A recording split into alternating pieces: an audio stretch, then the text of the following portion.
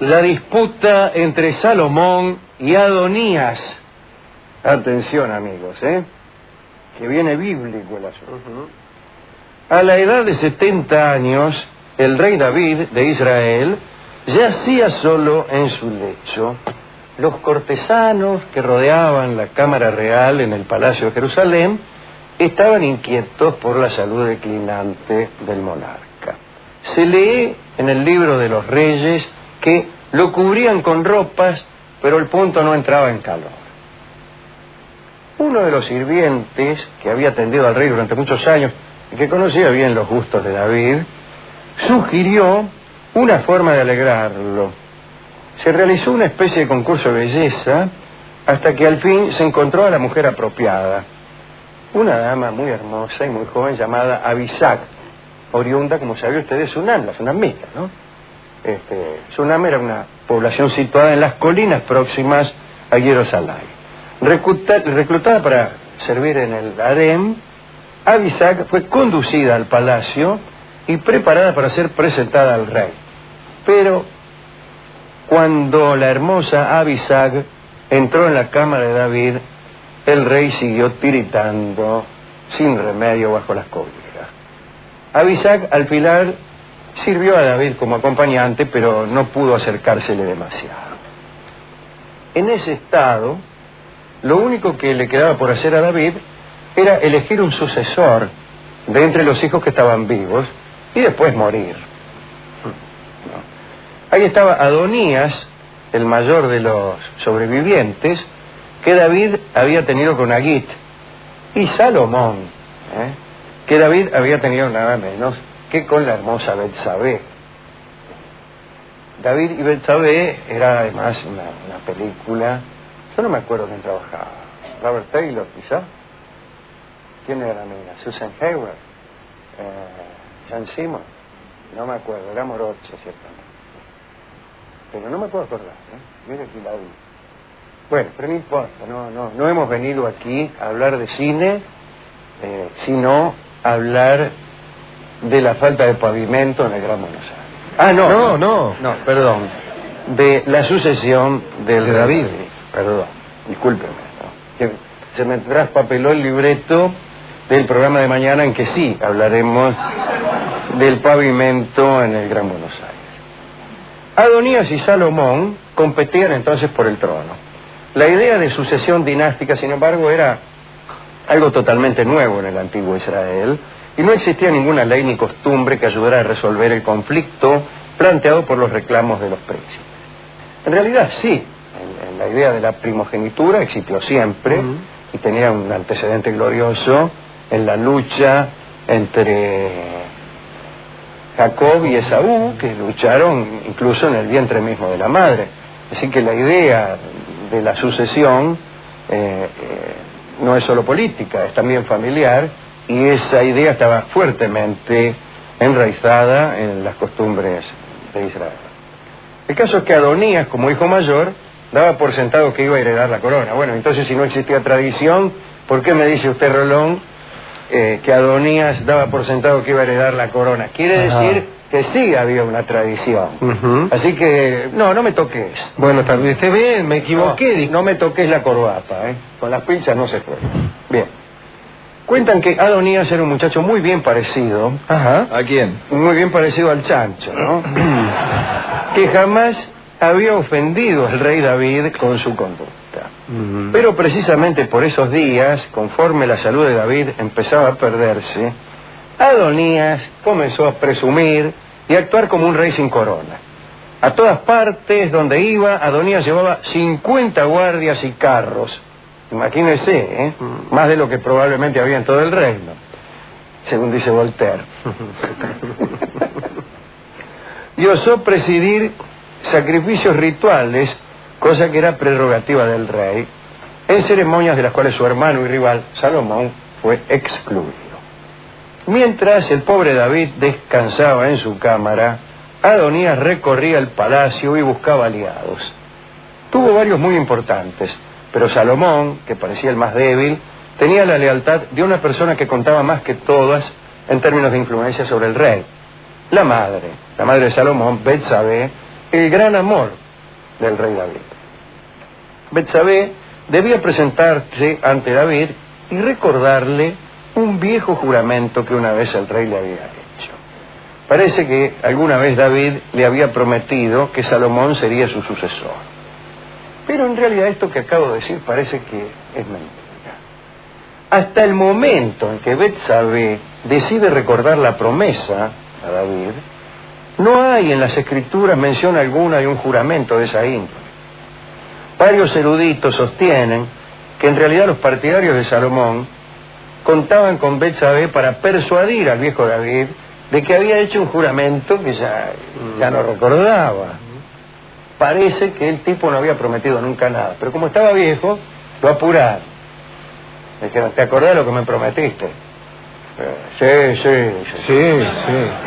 ¿Qué era? David, con tal de que lo dejaran tranquilo, decía, sí, quédate tranquilo. Bien. La cuestión fue que Betsabé se presentó en los aposentos de David para recordarle y reafirmar lo que nunca se había pronunciado. Además, informó a David sobre aquella ceremonia en la que Adonías había invitado a todos menos a Salomón, en fin. Describió en detalle aquella espectacular muestra de poder que había dado el mayor de sus hijos, que había ofrecido en un sacrificio ritual bueyes, carneros y ovejas en abundancia. Y David confirmó a Betsabé la promesa que nunca había hecho. Le dijo, sí. Y puso rápidamente en práctica el plan que convertiría a Salomón en el próximo rey. Primero, David hizo reunir un ejército. Los soldados debían llevar a Salomón hasta la fuente sagrada de Gihón. Y para que todos entendieran bien a quién había elegido David, Salomón montaría la mula del rey durante todo el trayecto de ida y de vuelta. Dicen que la unción del príncipe Salomón como sucesor fue imponente. Pero mientras eso sucedía en Gihón, Adonías, el otro, estaba celebrando con un círculo íntimo de amiguetes lo que resultó ser su solicitud prematura del trono, ¿no? Estaban ahí, meta sándwiches de miga, y apareció el chillido del shofar, el sonido de cuernos y tambores, el griterío de la muchedumbre. Y dice, che, ¿qué pasa? De repente entró uno al festejo, dijo, che, David hizo rey a tu hermano Salomón, así que guarda los sándwiches. Cuentan que al comprender que habían apostado su suerte al hijo equivocado, los presentes en la mesa de Adonías se dispersaron aterrados, no sin antes meterse unos cuantos sándwiches en el bolsillo. Así que pronto Adonías se quedó solo y entró en pánico. Fue hasta el altar de Yahvé y se aferró a él, al altar. De ese modo invocaba una tradición por la cual un hombre, sin soltarse del altar, podía pedir a Dios que lo protegiera de sus perseguidores. Salomón le perdonó la vida con la condición de que no hiciera el más mínimo movimiento contra su corona. Cuando Adonías se enteró de las palabras de Salomón, se soltó del altar, fue hasta el palacio y se postró ante su medio hermano en señal de rendición. Pocos días después de estos episodios, el rey David, más que nada para facilitar el asunto, se murió. Y Salomón fue rey de Israel. Apenas comenzó el reinado, Adonías se presentó en el palacio y le hizo a Betsabé, a la mamá de Salomón, una extraña y sorprendente petición. El hermano que había sido perdonado. Pidió por esposa a Abisag, la sunamita, aquella mujer hermosa que había sido convocada para darle calor al rey. Pues que ahora, desde luego, había pasado a ser concubina del nuevo rey, porque formaba parte del harén real. Y el harén real también se heredaba como si fuese una sucesión. Lo era. Betsabé le hizo conocer esta petición a Salomón. Dijo, mira, ahí vino tu hermano y dice que se quiere casar con la sunamita, con Abisag, aquella que iba a calentar a tu papá. Pero el rey, Salomón, que era muy justo, aunque todavía no había celebrado sus juicios más célebres, consideró que reclamar a una concubina real era reclamar la corona. era pretender algo del orden regio que a Adonías le estaba completamente vedado. La petición de Adonías era tan suicida que los eruditos no aciertan en tomarla en serio, ¿no? Sugieren que tal vez Betsabé acusó falsamente a Adonías de pedir por esposa a Abisag para que así Salomón se decidiera por fin a eliminarlo. Y eso es lo que hizo Salomón, ¿eh?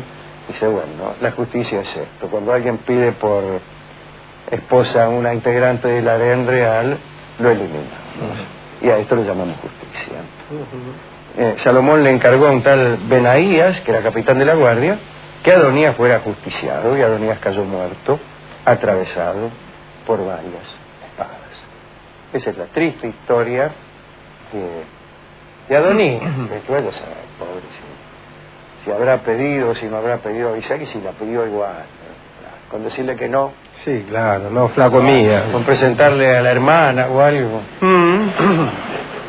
Bueno, ¿a quién quiere dedicar esta historia de la sucesión del rey David, ¿no? El viejo y glorioso rey David? Y a Abisag, Alejandro, pues iba a dedicarle a Betsabé, que también era hermosa, pero por ahí esta mentirilla de hacer matar al tipo sin nada que ver, no podemos saber, y si no podemos saber, acá en la radio la consigna es no dar por cierta una noticia, claro, hasta que no tomar confirmamos. partido, Como no sabemos, como no podemos saber si evidentemente esta chica Betsabé mintió respecto a la solicitud, entonces queda fuera del nosotros concurso. planteamos la posibilidad, ¿no es cierto? Y nada más. Y nada más. Y nada más. Si quieren pueden formar su propia opinión o llamar a otras emisoras donde seguramente habrán tomado partido por Adonías, por Betsabé, por Abisag o por Bernardino Rivadavia. Ajá.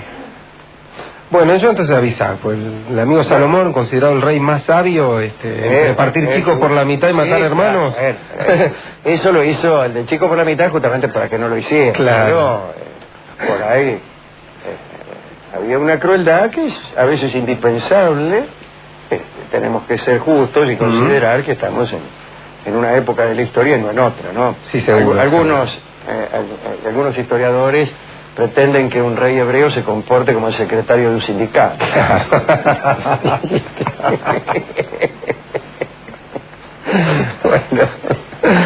Bueno, vamos a utilizar esta promesa que hizo, o que quizá no hizo, el rey David, para dirigir nuestra mano en la elección de discos.